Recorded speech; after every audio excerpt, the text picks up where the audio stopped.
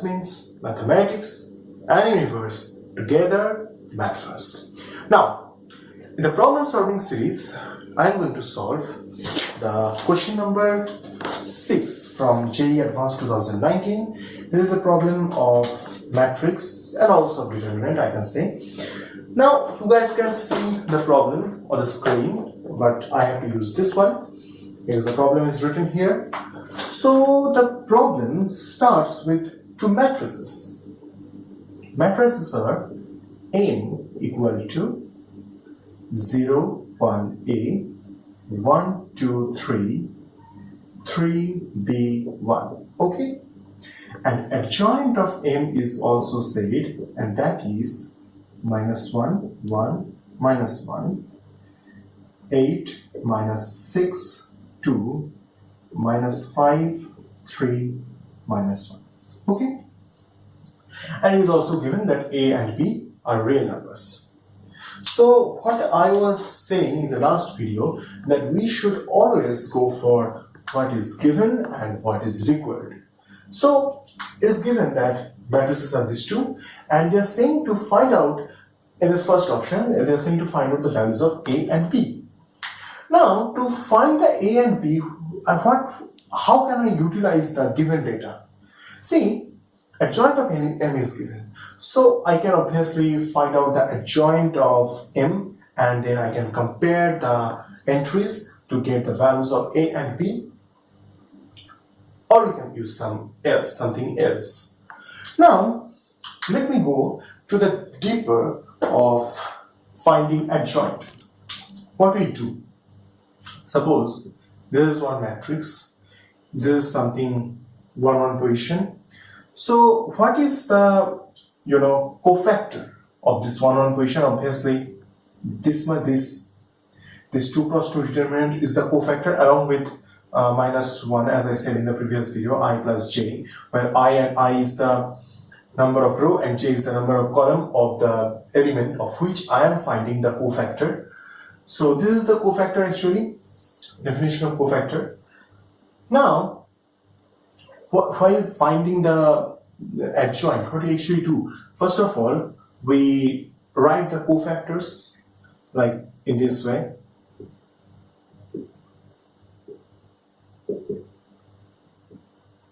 Isn't it so? Imagine these are actually cofactors, and minus I have given here according, the way in which minus comes, and here is one transpose, and then after doing this I shall get my, see, all of these are cofactors. Okay, when I shall take this transpose, then I shall get my adjoint here. Okay, but see one thing, there are some elements of this matrix or some entries of this matrix which doesn't change their position due to transpose, or which are unaffected from transpose. Which are those elements? Let us see this diagonal position. The elements of this diagonal will not change because of the transpose. Okay, they will remain as they are here. So we can use this fact. How? Let me show you. To find out the adjoint of m, what I am doing, let me write the cofactors. First of all, cofactor of 0 is 2 minus 3b. So it is 2 minus 3b. Now imagine I have written all the cofactors in their respective positions. Then I shall obviously take this transpose. Isn't so? Then after taking the transpose, this one will not change its place. It will remain here. Then the element entry of this matrix before taking the transpose, it is same as it is in adjoint in the 1, 1 position. So obviously I can compare them, and comparing I get 2 minus 3b is equal to minus 1, then b is equal to 1. So I have got the value of b, and this is 1. Okay. Now let's find the value of a. How to do that? See, which element or which entry after this 1 1 position will not be affected by transpose? Obviously, the diagonal elements, as I have said before. So I find this 2, 2 positions element or the entry of this 2, 2 position, and then I compare that with this -6. Okay, let's do it. So the cofactor of this 2 will just in your mind just remove this much and this much. So it remains 0 into a minus 3 into a. So 0 into a is 0, 0 into 1 is 0, and 3a is minus 3. So minus of 3a, and comparing these two, I get minus of 3a is equal to minus 6. So a is equal to 2, and a is equal to 2, b is equal to 1. So a plus b is equal to 3. Therefore, the first option is correct. Okay. This was not that difficult. Okay? Difficulty will arise now. But not difficulty, a very beautiful, cute, and attractive thing. See, the world of mathematics, this matrix and determinant are two twin princes, and right now I am in love with both of them. Okay. So the second option says that whether it is correct or not, that adjoint of m whole inverse plus adjoint of m inverse is equal to minus m. We have to find out whether this is correct or not.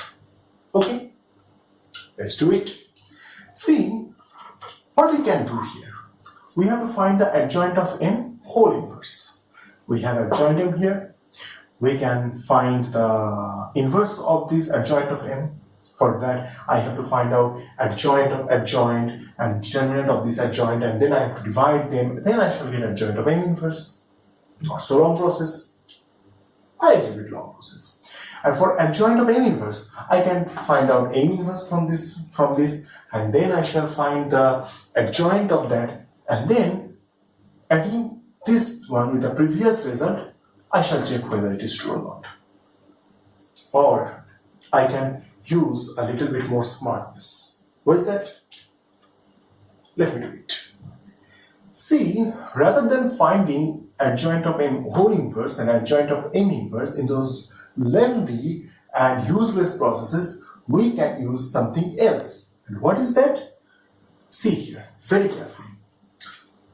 All those youngsters who are watching this video to understand the solution of this question, please watch it carefully. If you are doing something else along with watching the video, please stop that for a few moments, because I am going to explain very important things right now. Okay? Be careful.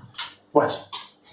We all know m inverse is equal to 1 by determinant of m into adjoint of m. Okay? We all know that. What I am doing, I am multiplying this determinant of m with this m inverse. So determinant of m into m inverse. Okay.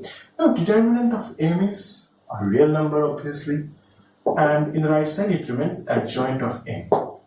Let me take adjoint in the both side. Adjoint of determinant of m into m inverse. Then adjoint of m. Okay. Now I am going to write two very important properties of adjoint matrix. Okay, carefully, and you guys can note it down, and you guys should note it down. If you haven't learned it yet, you should note it down.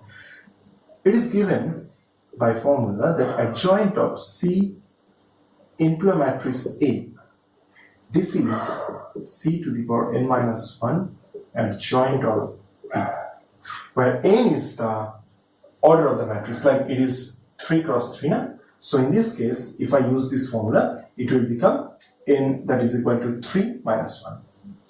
As I have said that determinant of m is a real number, so determinant of m will act as this C in this formula. Then, oh, I have to write this out.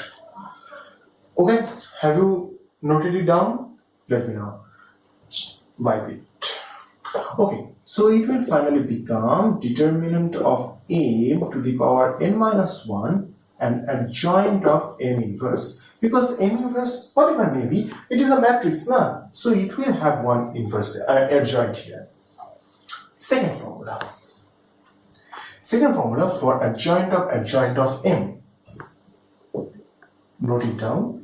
Adjoint of m is equal to determinant of m to the power n minus 2, where a is the order as I have said before, into m. Okay, so it will become determinant of m to the power. Okay, I have written it n minus 1 here. What is actually n? N is my 3. So it is 3 minus 1. And it will become, according to this formula, 3 minus 2 into m. So 3 minus 2 is equal to 1 and 3 minus 1 is equal to 2. Then what I am getting from here, adjoint of m inverse is equal to 1 by determinant of m into m. This is the first one that we have got. A very handsome and a very dashing one, a very dashing relation I have got here. Now I have to find out adjoint of m whole inverse. Okay, let's check what is that. Now to find out adjoint of m whole inverse, obviously I can find out the inverse of this matrix and I can say there is the adjoint of m whole inverse, but we can do obviously one more thing. See, there is one more formula of adjoint, that adjoint of A into B is equal to adjoint of B into adjoint of A. Note it down. First of all, note it down. Then I shall proceed. Okay? I hope you guys all have noted it down. Now see. We know one thing. M into M inverse is equal to identity matrix. Let me take adjoint.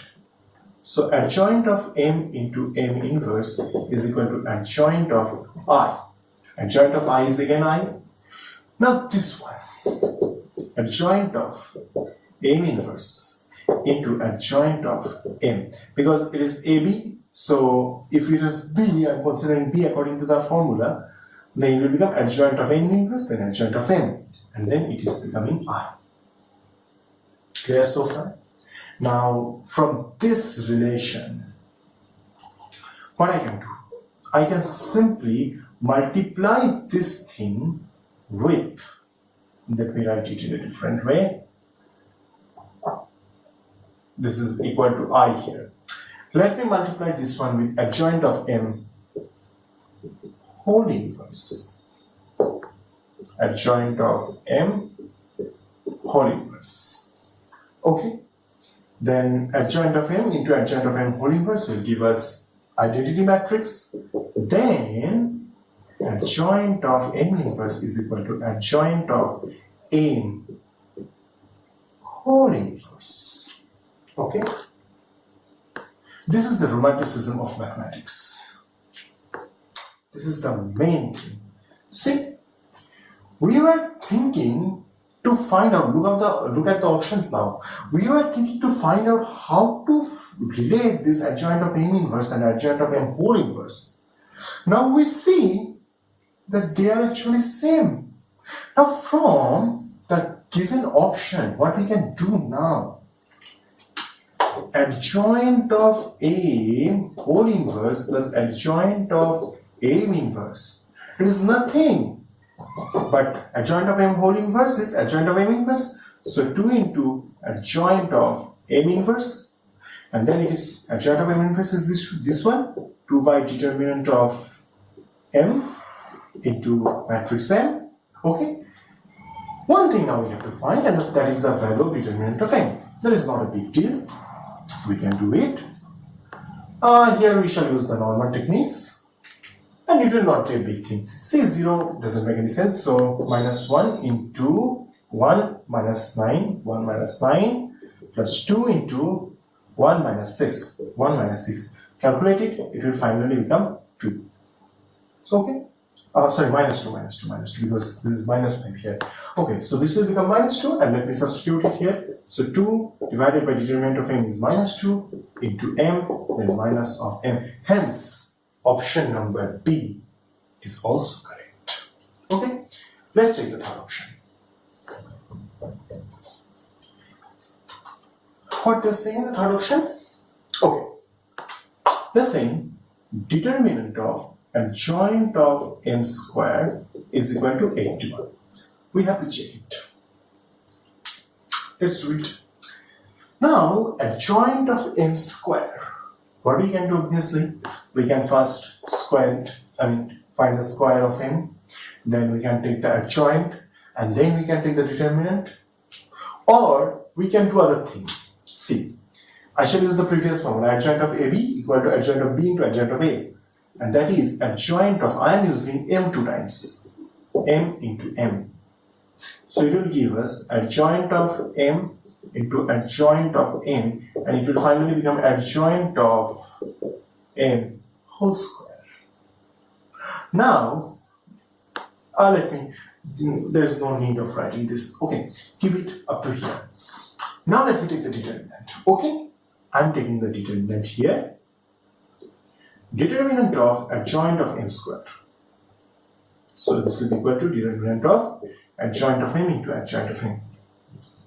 Now let me tell you one thing. Determinant of a into b.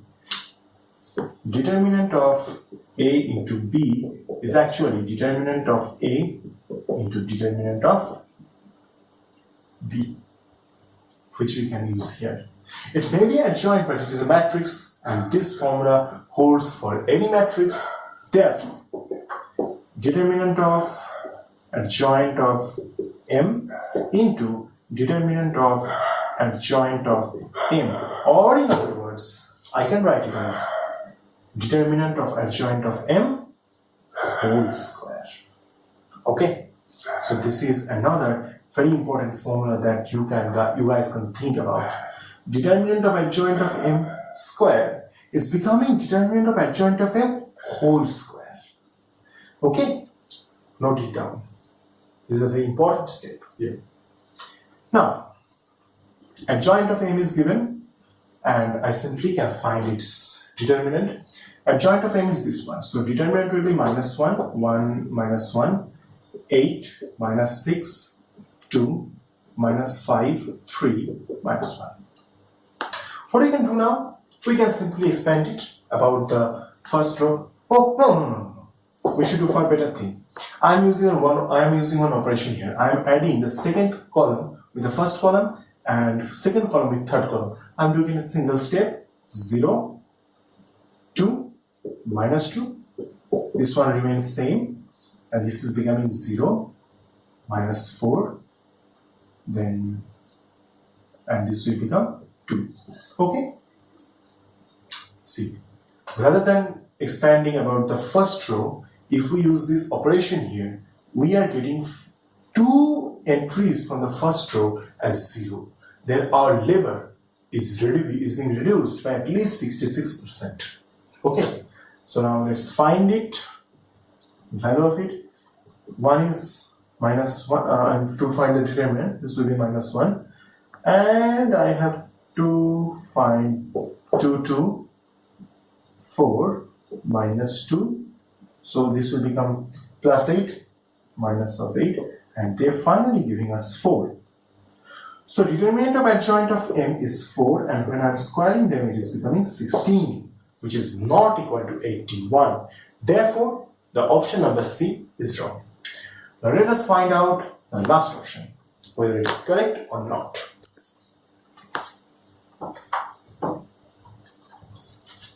See, I can solve the problems. I can solve it in 1 or 2 minutes while doing all these steps, but that is not right. I should make my videos in such a way so that anyone who can't afford tuition, he or she can watch these videos and not only solve the problem, they can actually understand how to approach a problem. Okay, let's find it. One thing, when I'm saying that I'm trying to teach you guys how to approach a problem, it doesn't mean that I'm a specialist of it. I'm also learning now. I'm also learning how to approach a problem. Actually, it is the lifetime journey of any mathematics student. I should not say myself as a mathematician. I'm a simple mathematics student. And every mathematics student's life journey is this one. Understanding the approach to solve problems. Okay. So the last option says, if this one happens, these two are column vectors or 3 cross 1 matrix. If this happens, then they are saying alpha minus beta plus gamma is equal to 3. We have to check whether this holds or not. Let's do it. So, aim is our this one. 0, 1, 2, 1, 2, 3, 3, 1, 1, and is alpha, beta, gamma. So it will give us 0, alpha, 0, 1, beta, beta, plus 2, gamma, plus 2, gamma. Okay? 1 into alpha, alpha, 2 into beta plus beta, 3 into gamma plus 3 gamma. Those who face trouble understanding the multiplication of matrices, I am doing this for them. Okay?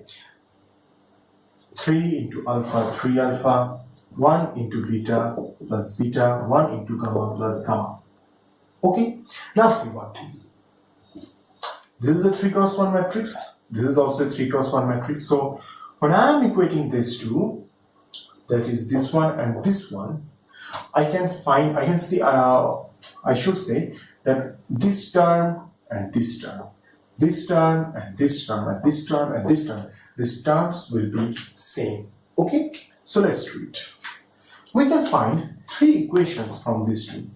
They are beta plus 2 gamma is equal to 1, alpha plus beta plus 3 gamma is equal to 2, 3 alpha plus beta plus gamma is equal to 3. Okay? Now, I have to find out the values of alpha, beta and gamma. With a little observation, we can see one thing here. If we simply add these two, okay, then this beta and gamma terms will be same. What is that? I am doing it. Leave this one alone. Leave this middle one alone. Keep it outside for future use. Now beta plus 2 gamma plus this one. I am adding these two. Then what I am getting? 3 alpha plus 2 beta plus 3 gamma is equal to 4. Clear? Now I am subtracting the second equation from this new equation. So what it will be? Minus alpha minus, wait a moment, this should be 2 beta. This should be 2 beta because 2 is here now. So when I am multiplying alpha, beta, gamma in the second row, actually 1 into alpha plus 2 into beta plus 3 into gamma, it should be 2. It should be 2 here. Okay. So alpha minus 2 beta minus 3 gamma is equal to minus 2. And it is giving us 2 alpha is equal to 2, therefore alpha equal to 1. So we are getting alpha equal to 1. Okay. Let's move to the next equation. From equation number 1 and 2, what we are getting? Beta plus 2 gamma is equal to 1, and here alpha is 1. So if alpha is 1, then finally the equation is becoming 2 beta is equal to 1. The 2 will become 1 because of this 1 here. Okay, so it is 2 beta plus 3 gamma equal to 1. To solve it, let us use the classical elimination technique. I multiply the first equation with 2 and I am getting this subtracted. This will remain gamma and that will be equal to 1. So gamma equal to 1. Now we can use first equation, and from the first equation we shall get the value of beta. See, beta gamma is 1, so beta plus 2 is equal to 1, therefore beta is equal to minus 1. So alpha minus beta plus gamma is 1 minus of minus 1 plus 1, that is equal to 3. So our last option is also correct. Then the correct option in this problem is A, B and D. Okay, I hope this video helped you guys a lot, and those who are wanting to understand the problem, they will be verified. What I'm saying, they will be verified from this video. Actually, I'm a little bit tired today.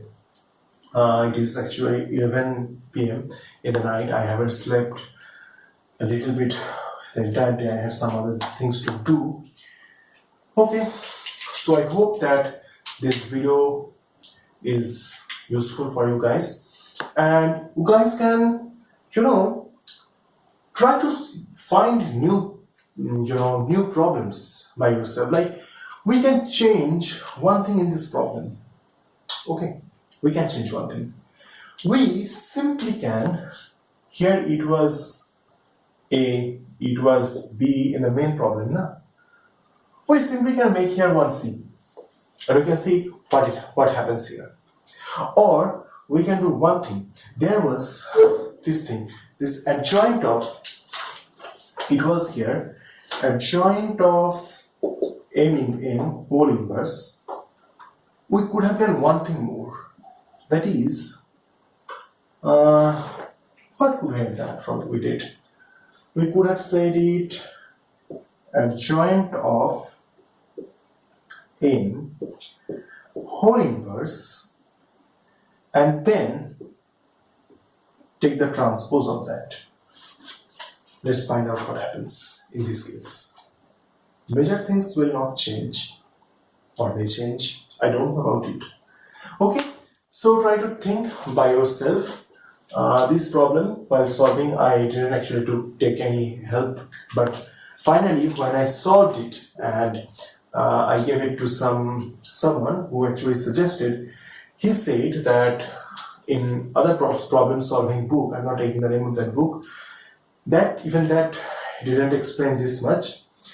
So the book should not explain that much, because book will help you to understand the flow of the solution, but not the exact process. Okay, and I'm here to make you think, to make you believe that a difficult problem can be cracked into easier one. Okay, so try to do your best. I'm also doing my best. Okay, do your best. All the best. Namaskar. Good night. Jai Hind.